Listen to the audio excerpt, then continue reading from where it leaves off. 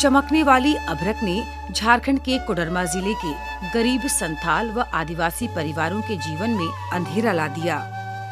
सारा दिन ये ढिबरा चुनने में बिताते थे। ढिबरा ही इनके आय का एकमात्र स्रोत था। ढिबरा चुनते वक्त ये अपने बच्चों को भी साथ ले जाते थे, जिससे बच्चों के स्वास्थ्य पर बुरा असर पड़ता था।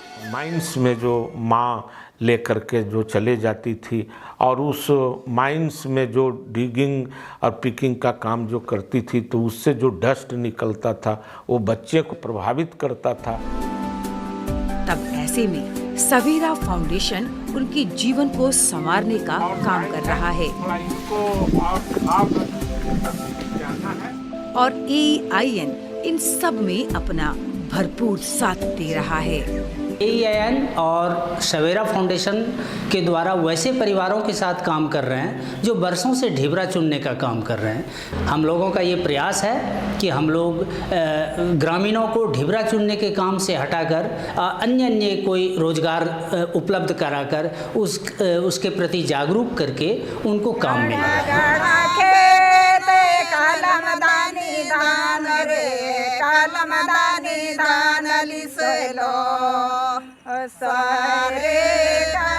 गरीब परिवारों को जमीन से जुड़े रहने के लिए सवेरा फाउंडेशन कृषि आधारित क्षमता विकास का कार्य कर रहा है। वर्षा जल संचयन कार्यक्रम से उन्हें जोड़ा जा रहा है। इसके लिए कई तालाबों का निर्माण कराया गया ताकि सब्जी की खेती एवं मछली पालन कर ये सशक्त हो सके। कर रहे थे, कठिन होता था उसमें ढिबरा चुनने में। हम लोग अभी खेती करके बहुत हम लोग खुश हैं। बैंगन उपजाते हैं, टमाटर, मिर्ची और वो बेचते हैं। हम लोग 20 से 25-30 हज़ार रुपया तक खाली बैंगन से मतलब ये कर लेते हैं। हमने खेती के माध्यम से कुछ वाटर सेट के माध्यम से, पानी के माध्यम से, और जब एग्रीकल्चर में जब उनको प्रमोट किए तो लोगों का इंटरेस्ट उसमें बढ़ा। अभी आपको 60% वहाँ का लोग जो हैं वो खेती बाड़ी से जुड़ गए।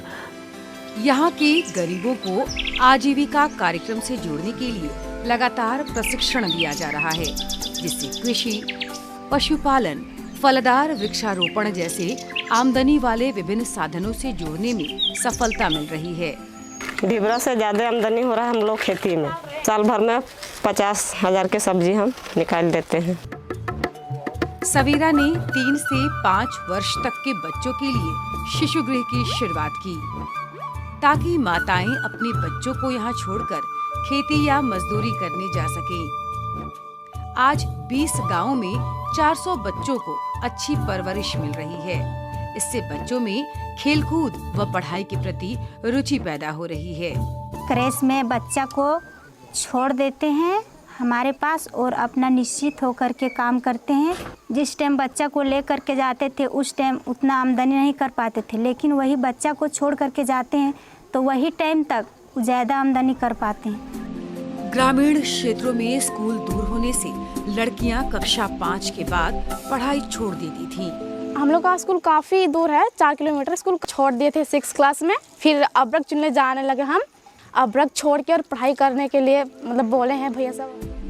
13 से 14 साल की उम्र में उनकी शादी आम बात थी, परंतु AIN के सहयोग से सवेरा लोगों को जागरूक कर बाल विवाह व बाल मजदूरी को रोकने का काम कर रहा है। मेरा उम्र 17 साल है। 1 साल पहले मेरा शादी सेट हुआ था और भैया दीदी समझाए मम्मी पापा को, फिर बोले कि ठीक है नहीं करेंगे, जब तक ये इसका पढ़ाई कंप्लीट नहीं होगा तब तक हम इसका शादी नहीं करेंगे। पहले गर्भवती महिलाएं प्रथम स्वास्थ्य जांच के लिए 5वें या 6ठे माह के दौरान आंगनबाड़ी केंद्र जाती थीं।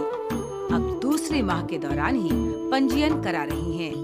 संस्था नियमित स्वास्थ्य जांच के लिए उन्हें प्रेरित कर रही है। साथ में गर्भवती महिलाओं को गर्भावस्था में क्या क्या भोजन करना चाहिए, जिससे उनके बेहतर स्वास्थ्य के साथ साथ सरकारी योजनाओं का भी लाभ मिल रहा है। मैं फर्स्ट बार जब गर्भवती थी तो जांच ऊँच भी नहीं कराते थे और हम घर में ही अपना बच्ची को जन्म दिए तो मेरा बच्ची नहीं रही।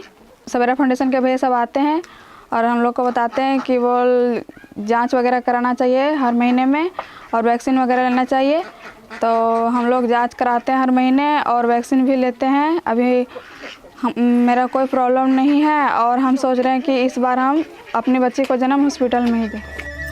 आदिवासियों व दलितों के दर्द को करीब से महसूस करने वाला सवेरा फाउंडेशन जोरदार तरीके से प्रशिक्षित कर रहा है ताकि ढिबरा छोड़कर बेहतर स्वास्थ्य के साथ ये समुदाय स्वावलंबन की दिशा में आगे बढ़ सके। सारे